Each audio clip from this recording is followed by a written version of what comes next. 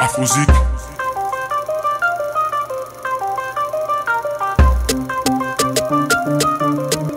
Afrozik.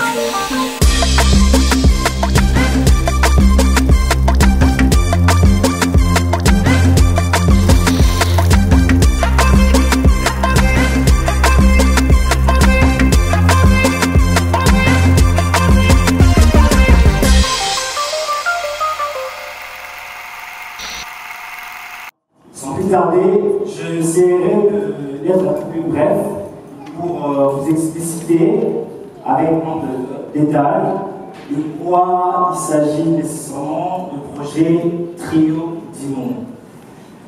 Avant tout, c'est l'initiative de ce projet. Nous voulons d'abord signaler que le projet Trio du Monde est un projet des labels Team Nada Master. Alors, label Team Nada Master est l'initiateur de ces projets. Alors, l'idée de ce projet Trio du Monde vient nous est venue par demande du public. Généralement, quand nous gérons le page des artistes, et nous avons toujours eu des questions, des suggestions du public, ça et là. La plupart des gens ont l'habitude de vivre Nada, de vivre Aïda, de vivre Tofa dans le YouTube. Il y a plus de milliers d'abonnés et généralement les gens présentent un souci de vivre ces artistes en live.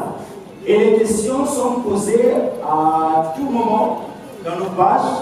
Comment est-ce que nous pouvons vivre un live Aïda, Nada, Tofa et ainsi de suite. Bref, il y a plusieurs demandes avec une variété des artistes dont les publics souhaitent généralement de leur vivre en live. Mesdames et messieurs, chers frères de la presse, nul n'est sans ignorer que notre pays, la République démocratique du Congo jadis, était appelé Kinshasa d'abord, capitale de la musique, capitale de la culture, capitale de l'humour et ainsi de suite. Aujourd'hui, c'est la Côte d'Ivoire qui a tout ravi. Tout, alors on les veut sentiments, tout. Ils sont très organisés. Aujourd'hui, s'il faut compter la plupart des artistes qui évoluent dans leur événement qu'ils appellent Parlement du Rire, vous allez voir, même s'ils invitent des artistes qui viennent d'autres pays, d'autres cieux, mais la plupart, la majorité, ce seront des artistes de leur propre pays. Alors, Kinshasa, on a perdu un peu cela à cause des polémiques, à cause des problèmes que nous avons.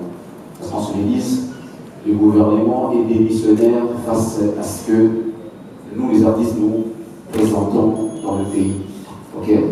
Alors, les organisateurs qui organisent l'activité, qui réunissent les humoristes, quelque part, moi je me dis, c'est pour essayer un tout petit peu d'arracher cette appellation. Oui, nous avons une Nada et son à Kinshasa. Nous avons des meilleurs artistes ici.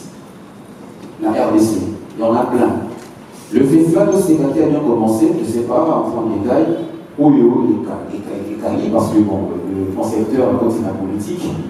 Aujourd'hui, le Parlement du Rire, permettez-moi, je l'ai dit haut et fort, tire origine un mot des amis, festival de Ségaté Kinshasa. Alors, ceux qui tierce personne, Bakomo, Balamo Kazu, pas sponsor, pas organiser une activité pour regrouper, moi je me dis, vous devriez, excusez-moi, obligatoirement nous accompagner parce que quelque part, c'est la phase de l'intérêt de notre pays. Dans la phase de reconstruction d'une manière ou d'une autre, donc je crois qu'on va se soutenir. Donc je pense que si l'idée qu'ils ont eue, c'est de valoriser l'humour, valoriser l'art congolais et qu'il y ait des émotions. Trio d'humour, déjà, et l'eau, il y a une bosso pour la live, parce que déjà, le métis, ça est déjà, parce que le genre, il y a l'eau déjà. Ben, trio d'humour, tout le monde va ça l'événement à dimanche. Trio d'humour, on va ça déjà juste l'événement et l'équipe en édition, ou bien il y aura de temps, édition, il faut faire mi-pali, mi-ça, tout petit calibre, pour que les choses soient confinées, pour la romantisation de l'objet, art, nabino, et qu'il y ait des bossos, ou bien, vous savez, nabino, parce que producteur a ligné à produire bino, pour un temps, et puis, c'est tout, je ne sais pas, la question, on a pour un bino, mi-ça, tout pour répondre, et puis, pour un master, les sous personnel, non, pour la question, on a eu un parcours, à Banda, à Pindé, on a évité parcours, on a mon internet, nada, mais on a évité parcours, à Banda, et puis pourquoi nada? Pourquoi quand on a que mi pesa nada? C'est un peu ça, merci. Par contre, je pense que dans le barreau, déjà dans l'émission délai, nous avons un problème. Quand je mets mes péris, nous avons une question sous la souhaité. Vous comprenez? Même si ceux qui ont vraiment pour faire rire, c'est pas pour me demander peut-être que non, nada, il s'est sur le parcours, on a besoin que ça va trop la logique. Or, matière à périr pour tout sauter du coup. On va tenir à vous la profiter à vous expliquer ma vidéo comme sous on a un outil théâtre au sein du groupe SINAR qui est le président Calais. Déplace en Canada SINAR. Et puis SINAR, je fais 6 ans là-bas. C'est 6 ans à la SINAR, vraiment 6 ans, 6 ans au Goya. 1000 répétitions et 2 tournages. Je ne sais pas si je me fais comprendre. Donc, on t'a fait beaucoup répéter. Quelque part, de manière où ça va passer. À l'époque, ce qu'on a eu un média pour on a des noms comme moi, basket, et il y a des caractères dans ça. Mais contrairement, elle va quitter parce que nous avons pas la vision sous pour nous. Rarement, la SINA, même le président Calais me dit chaque jour, par plonger qui n'a vraiment la répétition. Et il va une fois, la coupe à la dauphin. Moi, je suis jeune, il faut que je la dauphin à Bandal, et on a la. Si vous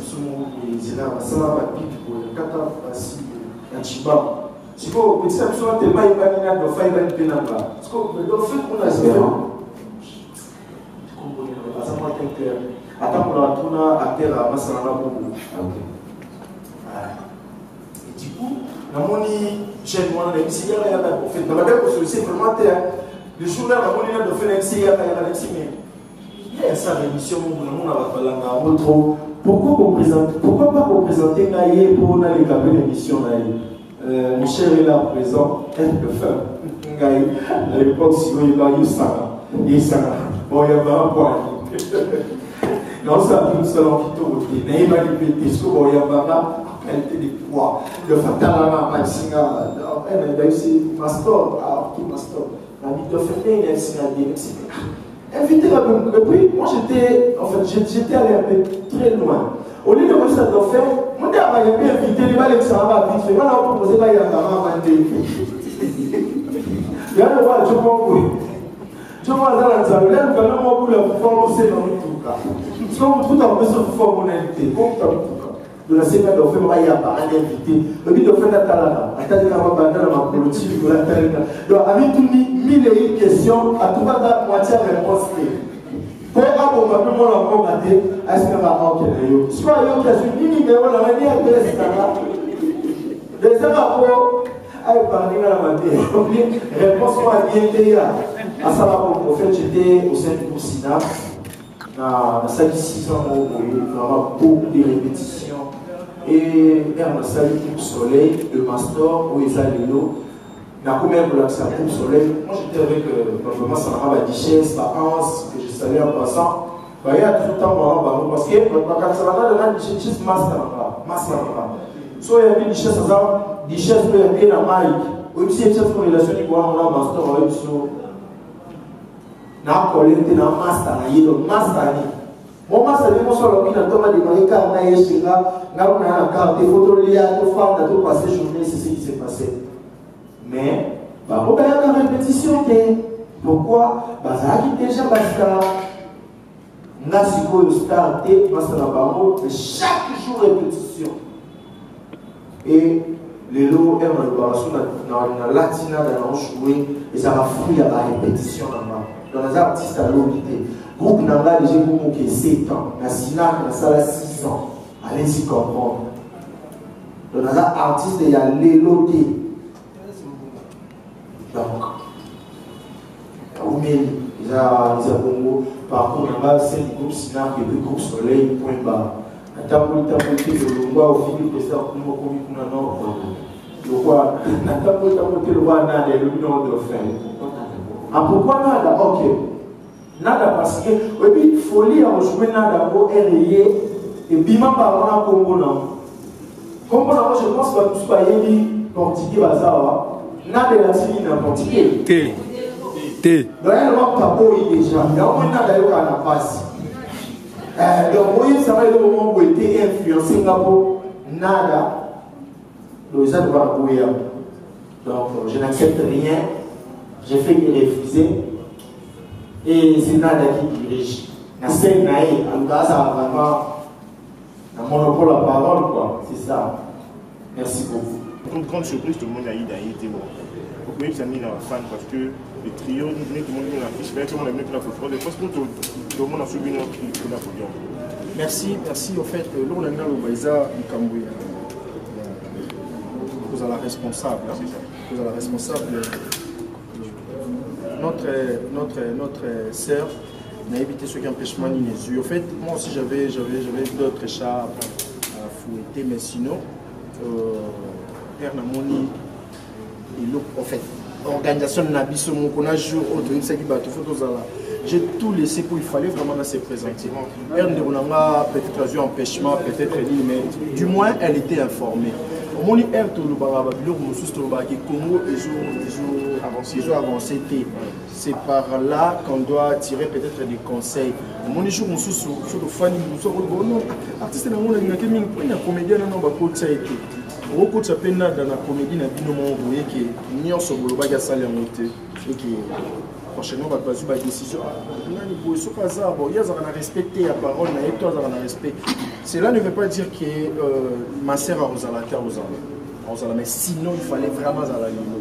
Tu veux qu'il y ait en fait, tu bien guetté. Même ce qui manager pour tout travailler, même ce qui est à Bengaka, artiste, et ce qui artiste a déjà informé dans le cas. J'avais voulu que les gens plutôt soient naturels, hein, que les gens soient naturels. So yebaï comme non, va me forcer au sous qui va tini ça là non. Aïda était informé et Aïda ne s'est pas présenté.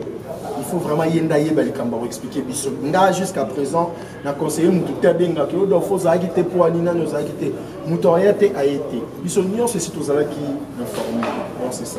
Ouais, tout le monde manager les Isaka manager d'ailleurs, manager privé, il n'est pas de produire normalement, on suit pas d'élèves à la fois déjà. Leslie non qui va nous soit baigné politaire, va nous soit baigné. Il y a mon nom qui va qui donc. Depuis il y a la parole là qui nous hasard. Déjà Leslie a un manager il y a team maintenant. Manager il y a team. Tout sangani bisonno sur il y a team là de produire événements. Encore c'est lui le manager. Donc à peine demi-voix c'est lui le producteur mais c'est un manager. Mais il y a une moto que moto gachina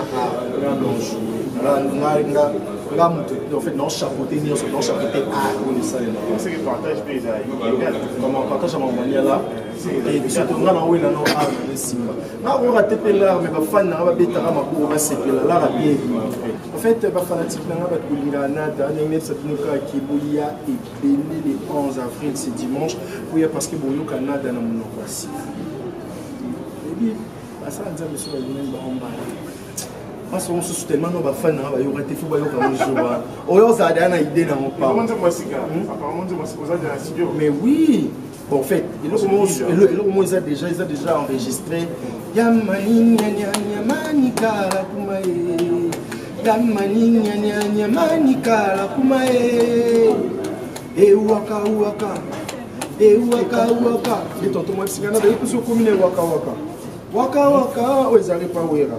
Shakira beta isusu. Samina waka c'est que waka reza mambo ki document bo. Nada, ce qui est le par rapport à qui essaie de roi de la forêt, mais c'est formidable. Donc vraiment tout ça de la forêt, tout ça vraiment moi vous produire vient de produire moment mieux sur ma kemba tara yemo wera sona ganga nada ma kemba dans les amakam na fond na Zénith de Paris nada liga na kemba ba fan na union sur Paris surtout en fait nazo beti la moto loté na beti la mo ba ma na beti la mo limo parce que oui ranson a dit vraiment cette fois-ci faut nada ganga kama kemba na concert na vous allez bien déjà oui ranson ça on a c'est bien Arnaud de Mukenga ça qui on a ce que oui gangi nada bangba babwa makemba oba bino fo benga nada maluba makemba da ba benga na ma première fois mission na studio balatinga maka nini casque balatinga ma casque ngamo na makemba donc c'était quelque chose de très bien la CPL vraiment l'initiative oui ranson niveau de la forêt et puis ba fanatique ba fait na mapi ba ozala awa fo beta tout oya ma ba tout bolinga nada boya Ganga cette fois-ci Makemba ne va pas tout na pas Makemba le va siquer du matin oui allez Afrozik